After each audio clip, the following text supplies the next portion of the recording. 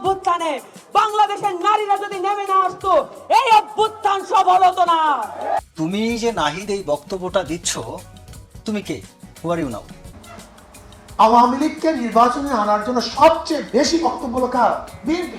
এই রাজাকারের বাচ্চারা, এই আলবদরের বাচ্চারা এখনো কিন্তু মুক্তিযুদ্ধ আমরা 24-এর অভ্যুত্থানের সময় নিতে পারিনি, আগামীর দেশ গঠনে আমরা রক্ত দিব। এক জনসভা আওয়ামী লীগকে নির্বাচনে আনার জন্য ফজল সবচেয়ে করিম বেশি বলেন, বক্তব্য কার? আওয়ামী লীগ দেশে পুনর্বাসন দিতে একমত ছিল বিএনপি। তিনি আরো বলেন, অন্তর্বর্তীকালীন সরকার যখন আওয়ামী লীগকে নিষিদ্ধ করতে চেয়েছিল তখন বিএনপি বিরোধিতা করেছিল। তিনি আরো বলেন, এখন প্রশ্ন করতে পারেন হুজুর, আওয়ামী লীগকে বিএনপি নির্বাচনে আনতে চায় কেন? এটা মারাত্মক প্রশ্ন।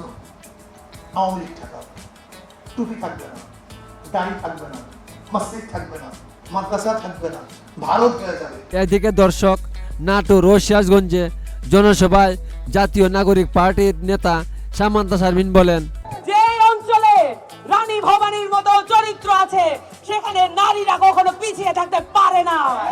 বাংলাদেশের এই 24-এর গণ অভ্যুত্থানে বাংলাদেশের নারীরা যদি নেমে না আসতো, এই অভ্যুত্থান সফল হতো না। এদিকে দর্শক, রাজাকার ও আলবদরদের উদ্দেশ্য করে বিএনপি নেতা ফজলুর রহমান বলেন, এই রাজাকারের বাচ্চারা, এই আলবদরের বাচ্চারা এখনো কিন্তু মুক্তিযুদ্ধ জীবিত আছে। এখন খুব দুঃসময়ে আছে।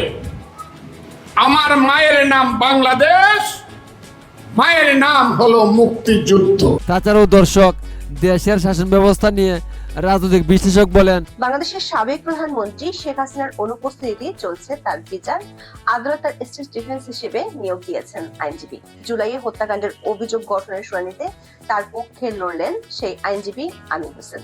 7 জুলাইয়ের শুনানিতে তিনি এমন কিছু বিষয় উত্থাপন করেছেন যেগুলো জুলাই হত্যাকাণ্ডে বিচারের ভিতকে ভবিষ্যতে প্রশ্নের মুখে ফেলে দিতে পারে। রাষ্ট্র নিয়োজিত শেখ হাসিনার আইনজীবী দাবি করেছেন, 24 জুলাই আগস্টে কোনো যুদ্ধ সংগঠিত হয়নি। যেটা ছিল সেটা হলো রাজনৈতিক বিরোধ।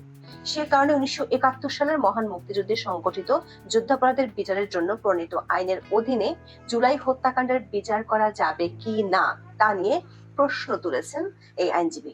এই প্রশ্নটির সাথে এমন কিছু সাংবিধানিক ব্যাখ্যা জড়িত যেটি আন্তর্জাতিক অপরাধ আদালতের আইনি সংশোধনের এখতিয়ারকেও প্রশ্নবিদ্ধ করবে। বিস্তারিত জানতে চলুন যাওয়া যাক বিশ্লেষণ।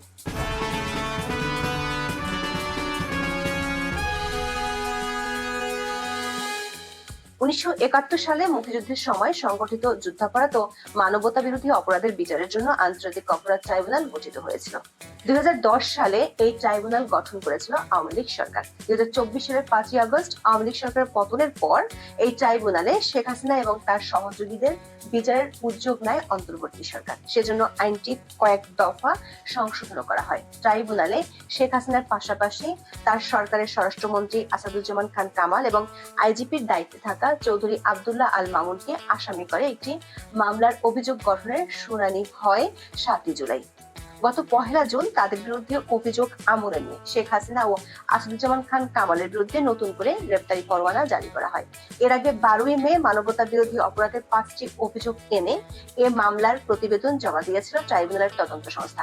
সেখানে শেখ হাসিনাকে জুলাই আগস্টের নৃশংসতার মাস্টারমাইন্ড, হুকুমদাতা ও সুপেরিয়র কমান্ডার হিসেবে বর্ণনা করা হয়। ওই দিন ট্রাইব্যুনালের চিফ প্রসিকিউটর মোহাম্মদ তাজুল ইসলাম সংবাদ সম্মেলনে জানিয়েছিলেন, শেখ হাসিনার বিরুদ্ধে তদন্ত প্রতিবেদনে 5টি অভিযোগ আনা হয়েছে। এর মধ্যে প্রথম অভিযোগটি হলো শেখ হাসিনার বিরুদ্ধে মানবতা বিরোধী অপরাধে উস্কানি ও প্ররোচনা দেওয়ার অভিযোগ। তাজুল ইসলাম বলেছিলেন, 14 জুলাই প্রেস কনফারেন্সে আন্দোলনরত শিক্ষার্থীদের রাজাকারের বাচ্চা, রাজাকারের নাতিপুতি বলেছিলেন শেখ হাসিনা।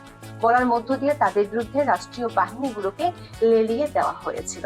পাশাপাশি আওয়ামী লীগ, যুবলীগ, ছাত্রলীগ ও সহযোগী বাহিনীর অক্সিলারি ফোর্স হিসেবে অস্ত্রশস্ত্র নিয়ে আন্দোলনকারীদের উপর ঝাঁপিয়ে পড়ে হত্যা করে, আহত করে এবং অন্যান্য মানবতা বিরোধী অপরাধ করে। শুনানিতে রাষ্ট্র নিযুক্ত আইনজীবী আমির হোসেন বলেন, 1971 সালে মুক্তিযুদ্ধের সময় 20 লাখ বাংলাদেশিকে হত্যা ও 2 লাখ মা বোনের ইজ্জত নষ্ট করা হয়েছিল। সেই সময় সংগঠিত মানবতা বিরোধী অপরাধের বিচারের জন্য এই আন্তর্জাতিক অপরাধ ট্রাইব্যুনাল আইন করা হয়েছে। 2024 সালে দেশে কোনো যুদ্ধ হয়নি, এমন আন্দোলন আরো হয়েছে। তাই এই আইনে জুলাইয়ের মতো ঘটনার বিচার করা যায় না। দর্শক, 1973 সালের আইনটিতে 19টি ধারায় সংশোধনী এনে সরকার 2024 সালের 24শে নভেম্বর এ সংক্রান্ত অধ্যাদেশ জারি করে। 1973 সালের আইনটি করা হয়েছিল 71-এর স্বাধীনতা যুদ্ধের সময় সংগঠিত অপরাধগুলোর বিচারের জন্য। রোম সংবিধি সহ আন্তর্জাতিক আইনগুলোর বিধান অনুযায়ী এ ধরনের আইনের জন্য শর্ত হলো অবশ্যই যুদ্ধ সংগঠিত হবে। কোনো সাধারণ রাজনৈতিক বিরোধ সংঘাতকে এই আইনের আওতায় দেখার সুযোগ নেই বলে মনে করেন বিশেষজ্ঞরা। এই প্রশ্নটি মূলত আদালতে তুলেছেন আইনজীবী আমির হোসেন। 1973 সালের আইনটিতে যুদ্ধাপরাধের সাথে জড়িত থাকার জন্য সেনা, নৌ ও বিমান বাহিনীর সদস্যের বিচারের কথা বলা ছিল, কিন্তু অন্তর্বর্তী সরকারের সংশোধনীতে বর্তমান সময়ে দেশের সব বাহিনীকে অন্তর্ভুক্ত করা হয়েছে। এই সংশোধনের আরেকটি বড় ব্যত্যয় আছে, যাকে আইনের ভাষায় বলা হয় ডক্ট্রিন অফ কালারেবল লেজিসলেশন বা ফ্রড অন দ্য কনস্টিটিউশন অথবা সংবিধান জালিয়াতির মতবাদ।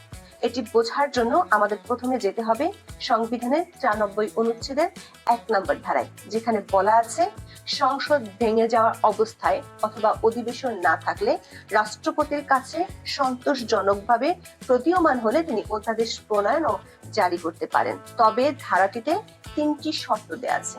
এই শর্ত 3টির মূল কথা হলো, সংসদ না থাকলে রাষ্ট্রপতি এমন কোনো অধ্যাদেশ করতে পারেন না যেটি সংবিধানের অধীন সংসদের আইন দ্বারা আইনসঙ্গতভাবে করা যায় না এবং সংবিধানের কোনো বিধান পরিবর্তিত বা রহিত হয়ে যায়। অর্থাৎ সংসদ না থাকলে সংবিধানের 93 অনুচ্ছেদ অনুযায়ী রাষ্ট্রপতির অধ্যাদেশ জারির ক্ষমতার সীমাবদ্ধতা আছে।